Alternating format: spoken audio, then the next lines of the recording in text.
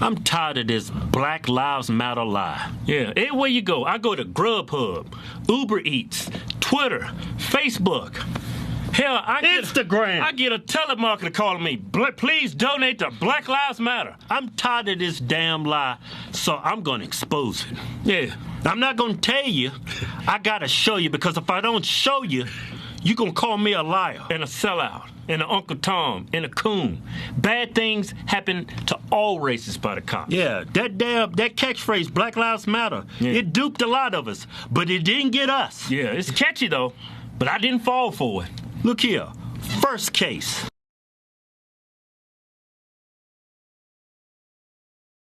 Newly released body camera footage of this police shooting shows Daniel Shaver's last moments. Police were responding to reports of a man pointing a rifle out of a hotel room window. Hands up in the air! You do that again, we're shooting you. Do you understand? Please do not shoot me. Begging for his life. Then listen to my instructions. I'm trying to do what you... Don't talk! Listen! Hands straight up in the air. Do not put your hands down for any reason. You think you're going to fall, you better fall on your face. Your hands go back in the small of your back or down. We are going to shoot you. Do you understand me? Yes, sir. An officer then orders Shaver to crawl toward him. Shaver complies, but then moves his right hand behind him despite the warning. Officer Philip Mitchell Brailsford fires 5 rounds, killing Shaver. Brailsford was charged with second-degree murder over this January 2016 shooting. In an interview with police, he said he thought Shaver was going for a gun, saying, quote, "He could have easily and quickly drawn a weapon down on us and fired without aiming, and he could have hit us or the citizen that we had just detained." No gun was found on Shaver. Brailsford was acquitted last week. This kid is drunk. Yeah. He's begging for his life. Yeah. And the cop shoots him anyway. Yeah. The cop walks. Yeah, got acquitted. You didn't hear about it because he's white. Just imagine if this kid's name was Tyrone. A black kid crying. Imagine if this was George Floyd begging for his life. Yeah. It'd be front page news, but you didn't because it's some white kid with privilege. They're not going to show you that case because they're trying to spin it like this only happens to black folks. Next case. This Tony's the only thing we can get out of. In 2016, Tony Timpa called Dallas police for help. You're gonna kill me! And this You're gonna kill me! was the help he got. Restrained. Tony! Tony! Start for school! And mocked until he died. This was a tragedy. It was needless and avoidable. From a Dallas parking lot, Timpa dialed 911 and said he was a schizophrenic, was off his meds, and had taken cocaine. Hey, look, Tony, look at me, bro. Officers show up, but Timpa is hysterical, already handcuffed by a store security guard. He's then restrained like this for about 14 minutes, and officers can be heard laughing as Timpa's face is buried into the ground. Jeff Henley is representing Timpa's family against the city of Dallas in a federal lawsuit. He says officers knew Timpa was on something and should not have restrained him this long. From this, radically prone position, Tony is going to suffer asphyxia. When Timpa does stop breathing, officers continue to crack jokes. Is he asleep? He's snoring, that's what it was. But they stop in their tracks when a paramedic says the 32-year-old is dead. All this stuff. He's dead. He's what? He's dead. He died just like George Floyd did. Yeah. Smothered him to death. But this guy didn't have an extensive prison record like George Floyd, right? And the cops are mocking the dude after he's dead. They saying he's asleep. Yeah. You didn't hear about it because he's white. Imagine if this guy was a black guy. 2 police officers standing over a black body, laughing. Not gonna hear about it. Doesn't fit the media narrative. Next case. Police body camera footage captured the shooting, and the moment officers realized there was a boy in the car. I never saw a kid in the car, man. 6-year-old Jeremy Martist, who is autistic, died in the front seat, shot 4 times. His father, Chris Few, was critically wounded. Speaking publicly about that night for the first time today, Mr. Few told the jury officers gave no warning before they opened fire. "I had my hands in the air," Few testified. "I put my hands out the window. They kept shooting." Several witnesses also told the jury Mr. Few had his hands up, which body camera footage appears to confirm. But Officer Derek Stafford's attorney says he and his partner acted in self-defense after a 2-mile pursuit.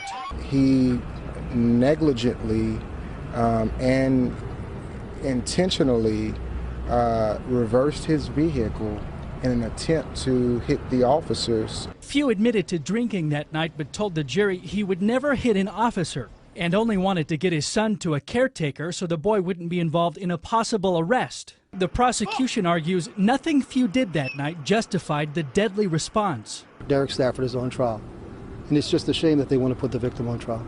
A 6-year-old white autistic kid and his father get shot up, gunned down by 2 black police officers. Now, the father lived, but the kid didn't. Yeah. You didn't hear about this because the victims are white. Yeah, little boy, man, 6 years old, got shot 5 times. They emptied 18 rounds in that car.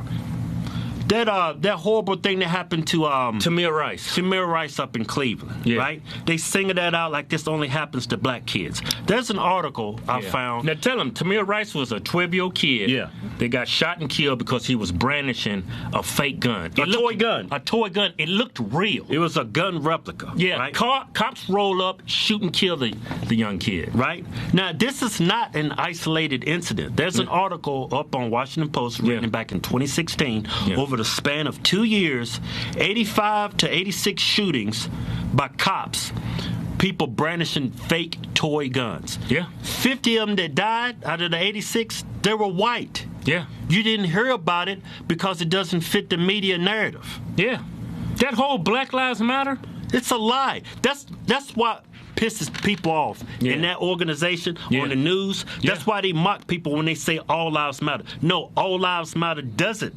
It's not that. It's just about black lives. Because if you say all lives matter, it kills that narrative. That narrative falls apart. Everybody knows that there's black men is not being gunned down by a systemically racist police force. They act like this damn United States is like a scene out of that damn movie, The Purge. Yeah. And they keep saying, look at the prisons. All these black people incarcerated. Why? Because of the color of their skin, or because they was robbing people, killing people, committing crimes? If they're in jail because they're black, it's 2020. It's pretty easy to get them out. You got to have evidence to be in jail. Derek Chauvin's case, they're painting this like he's a white supremacist. Right. That he killed George Floyd because he was black. But why is that the default? Simply due to the fact that Chauvin was a white guy and George Floyd was black? I could see if there's evidence that this dude was in the KKK or he had racist emails. There's a history of racism. Nazi tattoos or something. It's got to be something. Your default cannot be racist. Just because he's white and the victim's black. That's being racist. Look, the 4 cops involved with George Floyd's death, and that was a murder. Yeah. They all 4 of them need to be held responsible for that. Right. I'm not saying that.